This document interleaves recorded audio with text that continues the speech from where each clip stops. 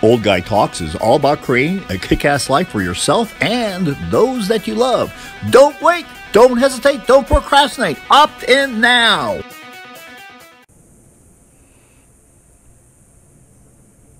Right or wrong, make a decision. Just make a decision.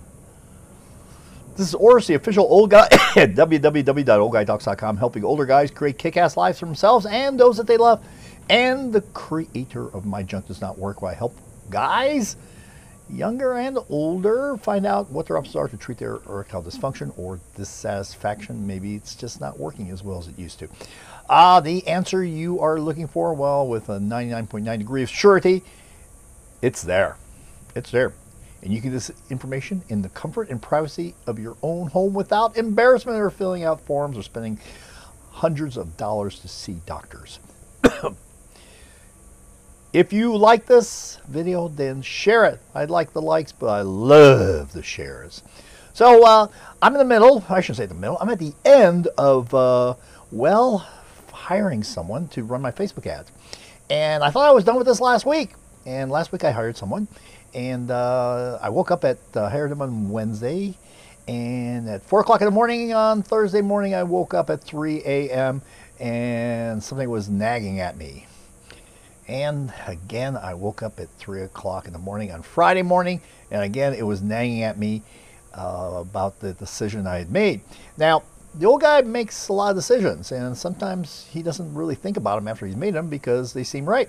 But when this voice shows up in your head and is nagging you, then you are better off listening to it.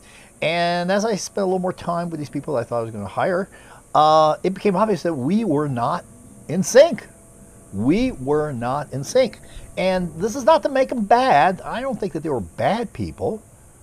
You know, just because this is a lot like dating. Just because somebody does not work out and you don't think you need to date them anymore, doesn't mean to make them, you don't have to make them bad to say it's just not working out for us. And if you're a guy, you've used this line, it's me, not you, which is a total bullshit line, but that's a whole nother topic. But you don't have to make someone bad to say, like, you know what, I don't think we're a mix. And you can still be good, and who knows, maybe you'll be a mix later on. But in this particular case, we were not a mix, and so I had to move on, and I started to the process again of interviewing. Now, the old guy's a little organized, a little bit of OCD going on in him. I know it doesn't seem like he would be an OCD guy, but I am. And well, it's a good thing sometimes, and other times it's a pain in the ass. So I'm very prepared for my interviews. I have a list of questions. Now, we don't always get to all the questions because sometimes I discover that, well, the person and I are not in alignment. In the first 2 interviews I did, totally not somebody that we should be working with, or I should be working with. And we ended that very nicely, courteously. Didn't say anything bad, but I said, you know what, I just don't think that we are meant to be working together, and I appreciate your time, but I don't want to waste your time anymore, and I don't want to waste my time, and I think that we should just move on with our lives. And so I did that. So as part of this process, I have all these questions I've written down. And when you do this, when you have this very, very tactical way of approaching interviewing process or whatever, it leads to a lot of analysis. And there's nothing wrong with having a fair amount of analysis, but most people end up, well, that's all they do. They sit and they analyze all the time. And they get stuck in what is commonly referred to as analysis paralysis. Now, this rears its head very, very often when you have already made a mistake. When you've already made a mistake in terms of hiring or a decision, and you get a chance to revisit that one, and you start to look at things a lot more critically.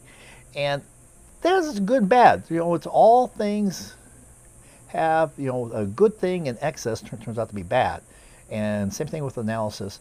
And what you need to do at a certain point, what I did was I've talked to one person. I think they're a really strong candidate. I think probably by the next 48 hours we'll be hiring them.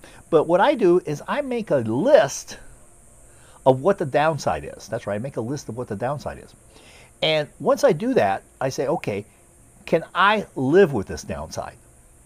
Can I live with this downside if it doesn't turn out like I think it might, even though I think it's going to turn out well, but can I live with it?